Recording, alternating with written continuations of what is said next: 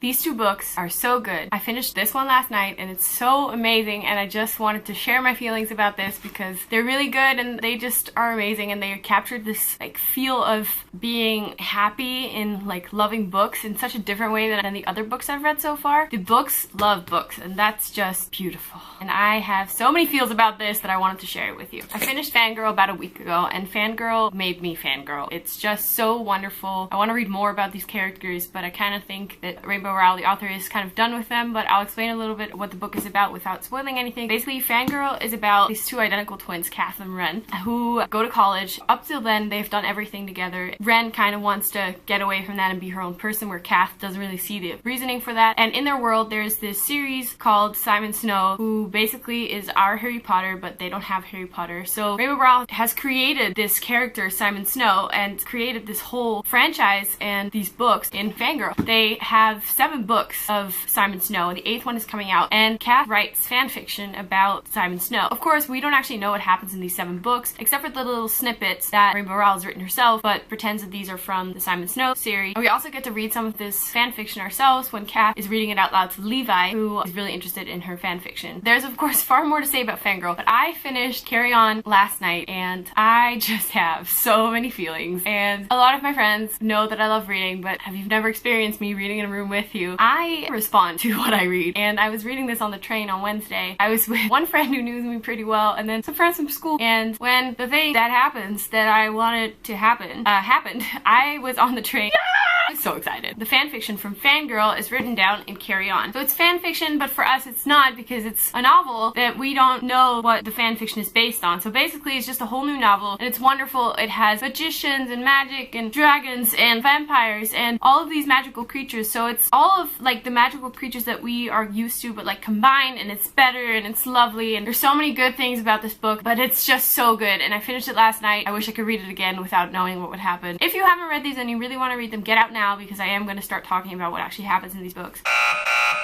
Fangirl, I started reading this book 3 times. The first 3 times I stopped after about a page, and I don't know why, because my friend Savannah, who actually recommended these books to me, told me it was amazing, and I just couldn't get into it. But I started reading more young adult again, and I can tell that I think I was more in the headspace to actually read this. Fangirl is this wonderful story of Levi and Kath slowly falling in love with each other, basically. She's a freshman, she's a shy nerd, and she's just lovely, and Rainbow Rowell has been able to capture that nerdiness so well. She has this roommate called Regan, who is far more outgoing, and her best friend is Levi, who is constantly in their room. So that's how Kath and Levi bond. When I was reading this, I knew that Carry On existed. I read them after each other. You get these little glimpses of Simon Snow's world, and it just kind of seems a little strange. I wasn't sure what to expect, but Carry On was so much better than I'd ever imagined, and it was just beautiful. As much as I love Fangirl, I am definitely going to talk a bit more about Carry On, because this book is just so wonderful. It's literally magical. Carry On is about Simon Snow, who is rooming with Basilton, whatever his full name is. They're each other's sworn enemies. You can tell that they're totally obsessed with each other, and after having read Fangirl, I knew what was going to happen between these 2 characters, but still, I couldn't wait for the moment to happen, and it took so long for it to actually happen that I got so excited when it did. There's Agatha, I don't know how to pronounce it, who is dating Simon originally. You can tell that their relationship is out of comfort, and this kind of were meant to be together according to theory, rather than that they're actually passionately in love with each other. And so you have Penelope, who is Penny, who is Simon's best friend. She's just hilarious. She's wonderful. She's really smart. She's a really powerful magician. We discover very early on Bass is a vampire, and he was bitten by a vampire when he was a child. Their school is called Watford,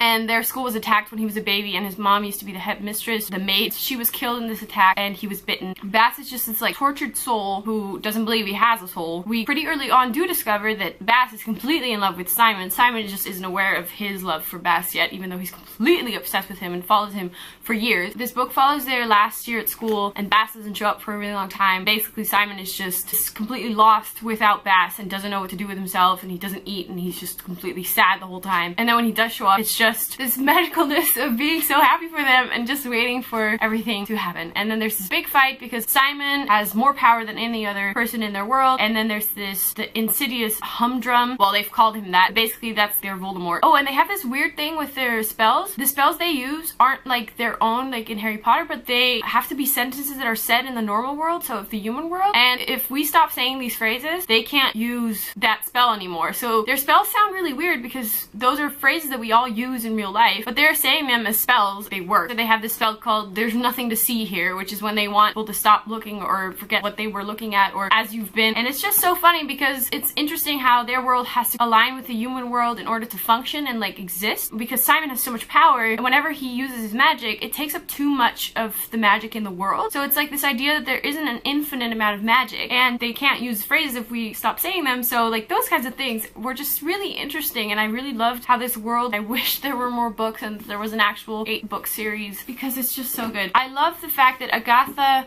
doesn't actually want the magic. In Harry Potter, even the characters that are kind of silly, like they're still really into the fighting, and it's just when the war comes, we don't see anyone running away, all like so committed, which is kind of unrealistic, I guess, because not everyone is always wants to work quite as hard or wants to actually go into battle and stuff. And it's just so lovely because Agatha really doesn't want this, and it's already known to us for a while because she just wants to be with the normal people. But then when the actual fighting starts to happen, she literally runs away and she just goes to America and she forgets about magic. She doesn't even bring her wand, and she's just like, I'm out, goodbye, I don't want this. And I thought that was really great that also was shown that we don't all need to follow the same path in order to find happiness. Simon loses his magic at the end, but it like doesn't matter because they're all different. Vass is a vampire, Simon now has these like weird dragon parts, and it's really funky. It's just so great, I think, how Rainbow Rowell has encaptured that we're all different, and that's okay, and we can be our own person and find our own happiness, and we don't have to follow some path that other people, whether it be our parents or our friends or whoever is it like has an influence in our life, they don't have to dictate what we do and how we live our lives, and it's all up to us. So those were my thoughts about these books. I love them, would definitely recommend Rainbow Rowell's books. So anyways, thank you for watching. If you've read these books and have any thoughts about them, feel free to comment below and we can talk about it because I won't stop talking about these books for a while. Doei!